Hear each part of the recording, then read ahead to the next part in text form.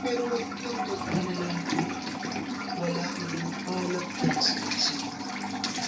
Kailangan namin ang kagaya ng may puso para makipaliksisi.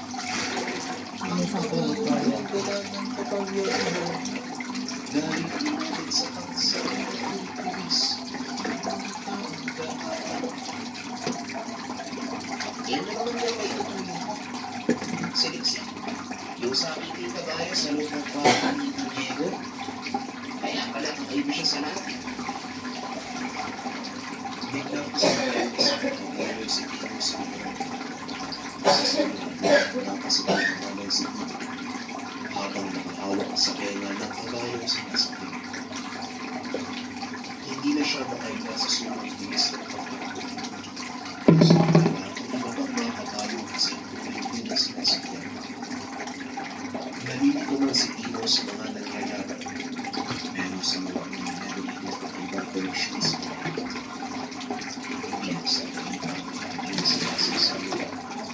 Sa likuran ko ay may proto sa pagkakamot ng palasong harian ng mga pagkakamot.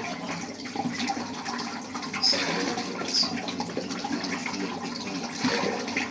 Habang makasakay sa likod ng pagkakamot. Nagdubuan naman ang mga nadadaanan ng mga kapitang-bila. Ilang respeto, hindi lang sa kanila, kundi sa iyong lahat. Sumat na ang binaba ang masaksiyan ng kapitang ng lugar. Mapapansin sa mga ito, Ay, parang po tayo. tuwing sa kanila ang isang matanda. Ano yun? Simorit. Kawin din ito na pagkaya na sa amin. Ngunit na mahabang puling hambas. Nabalot sa kalisyon. Nakikitin ito sa akin. Nakapasok sila ng mga sa kanila. Nang makita ang mga kabayong nakasunod sa kanila. Sa mismong lugar nagpaligitin ng anyok nakawangis din ang matanda. Halos nakuwan sa kinakatayuan sila. Ayos na niya. Hindi niya inaasahang ang masasaksiyan. Siguradong natutulungan ka sa mga natin kumagawa. Malawag kang kapatid. Ipinapakita namin sa iyo kung ano man ang meron sa mundo namin. Hindi ko pinasama. Pero sa dyan may mga tao lang na may tiwag problema. Alam namin kung bakit sa kanilang kinuha sa leksyon. Pero ang hindi nila naiintindihan, ang mga kagaya namin, walang kapangyarihan sa mundo ng tao. Dalawa, sisayang lahat ng meron kami. Sa tuwing lalagpas kami sa hangganan, ang kinakatakot ko, pagkatuluyang bumigay ang katawan ni Lexie, hindi na siya makakabalik pa. Nagpakilala ito sa pangalang tandang kalito. Ina, Alis ka, Morit. Morit, alis dyan. Sa ito po sa akin, alam ko na ibabalik sa isa. Pili ko ng kita sa kanila. At sa kanila, meron kang mapagalisin. Hindi ko mabili. Pero yun ang pinag-isip mo para mabuhay sa isa. Nakakalimutan na mga pangantra ang buhay sa iyo. Pinapahal namin ko sa iyo. Kaya hindi ka nila pinipin.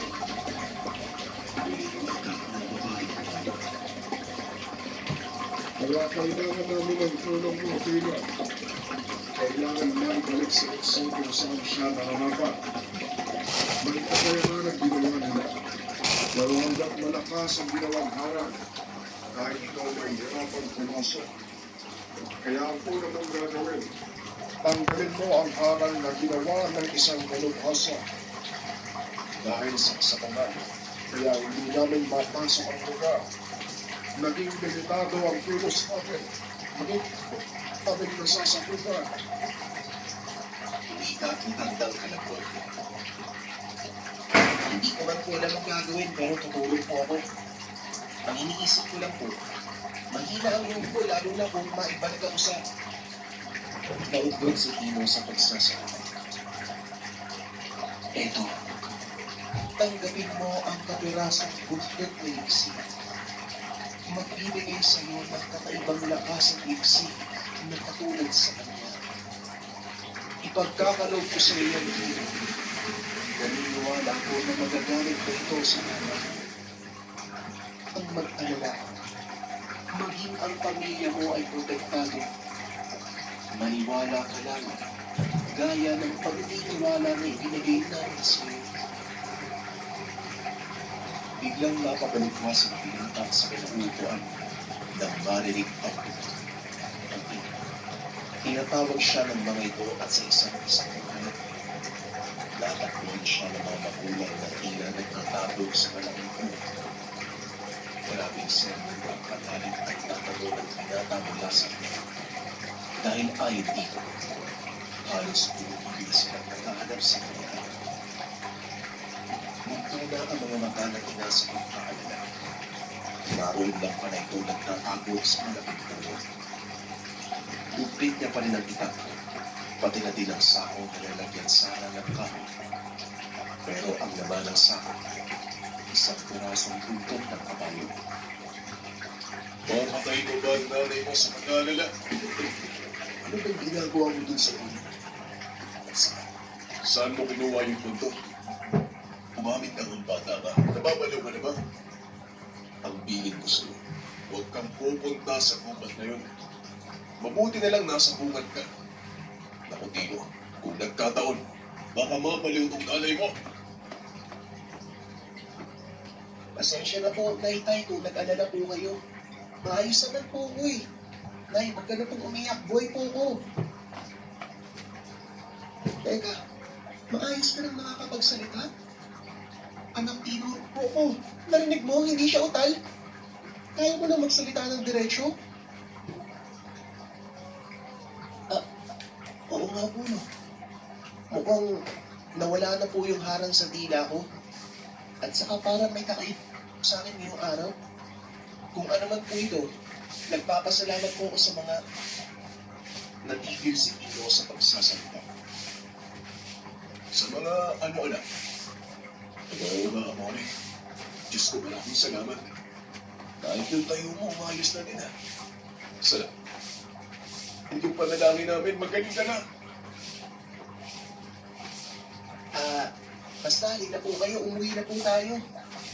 Ay, parang naninibago po ako, pero masaya. Matutulungan ko na po kayo ng maayos ni tatay sa pagtatrabaho. At saka hindi na din ako malalait ng anak ni Don Diego. Sobra ang pasasalamat ni Tino sa mga nangyari. Sa isip niya, iba pala ang pakiramdam ng maayos at walang kapansanan. Dahil doon, nais niyang mahalin ang kabutihan na ginawa sa kanya ng mga engkanto. Matapos silang ay sumama si Tino sa mga magulang para gampanan ng trabaho. Itinali niya sa bewang ang bahagi ng buntot ng kabayo. Nagsuot din ito ng mahabang damit para hindi mahalata o makita ang gamit. Nais niyang liputin ang buong asyenda at hanapin nilagay na harang ng ermitanyo. Ilang sandali pa kasama ang ama, naabutan nilang sapilitan na pinapatayo ang kabayong siliksi. At manglalapitan sana itong ni Tino, ngunit hinarang siya ng ama. Tinulungan ang pinata na huwag nang makialam kung ano man ang nakikita. Ayon sa ama, baka makita muli siya ng doon at mapag-initan. At nang tatalikod na sana sa ulo, ngunit biglang umatungal ang hayop. Napatitig sa kanya si Iksi, at nang magtama ang kanilang tingin mo, tila may kakaibang naramdaman ang pinata. May pinaliyang humila sa kanya papalapit sa kabayo, at hindi na napigilan pa ng ama. Nahinto ang lahat ng humihila sa hayop, habang si Tino naman, papalapit ang mukha sa mukha ng kabayo. Malakas na hangin ang umiyo. Ilang sandali lang. Bumalik sa normal ang lahat, ngunit wala na ang kabayo. Malaki ang pagbabago kay Tino. Naging bakisig ang katawan. Hindi na nag-isa sila ng katapunan ni Lixie. Laking pagtatak ng mga humila sa hayop dahil malat na lang ang natira dito. Ano nangyari? Nasaan yung kabayo? Ha? Anong sasabihin natin kay Don Diego? Kasama. Ikarga nyo na lang ang balat. Ipapakita natin sa kanya. Kayo dalawa. Ano bang tinitingin nyo? Ano ko? Sino ba yung kasama mo? Imbis na nakapunga kayong dalawa. Tumulong kayo. Maraming trabaho na ako eh. Pasensya na po kayo. Atay, halina po kayo. Kailangan na natin umalis sa lugar. Pasensya na kung nakaabala kami ng tatay ko ha. Pero matanong ko lang, pwede bang kami na lang ng tatay ko yung magdala sa hawak nyo? Marami pang gawain, di ba? Mukhang walang kwentang balat naman yan. Ibigay na lang natin sa kanila, mahirap na. Baka mamaya tayo pa yung mga pagalitan eh. O siya, sige na. Kayo na ang magdala, pero yung sasabihin na nangyari ha, malilintikan kayo mag-awa. Teka, mag-awa ba kayo? Siguro ko, sinto-sinto yung anak ko. Magsasalita pa sana ito. Ngunit tinitigan ni Tino sa mata ang lalaki. Bigla na lang nagsarado ang bibig ko at hindi na mailupaw. Nagulantang ang isa pang kasama. Sa sobrang takot nagtakbuhan ang mga ito na tila nasisiraan ng ulo. Sumisigaw pa ang isa. Humingi ng tulong dahil may halimaw. Natatawa si Tino sa nangyari na labis namang Hindi inaasahan ni Tatay Rocco ang kakaibang pangyayari sa anak. Matapos nun, niligbit nila ang kala sa kwarto ng nagawa ng tatay ni Diego. Inayos ni Tino ang natirang balat ng kabayo. Sa isip ng Pino, pwede ang nararamdaman. Hapon na nang maisipan ng mag-amang pumunta sa bahay ng lolo. Ayon pa sa ama, siguradong pag-iinitan sila ng mga tauhan dahil sa mga nangyari. Kaya para maayos ang luto, naiisip ni Tatay Rocco na ay wala naman po tayong ginawang masama. Kung ano man ang nangyari sa kanila, kasalanan po nila yun. Huwag po ay matakot kasama niyo po ako. Darating ng araw, matatapos din ang paghihirap niya sa asyenda. May gantimpala po ang nakaraan sa mga taong mabuti. May kaugat pa naman po sa mga labas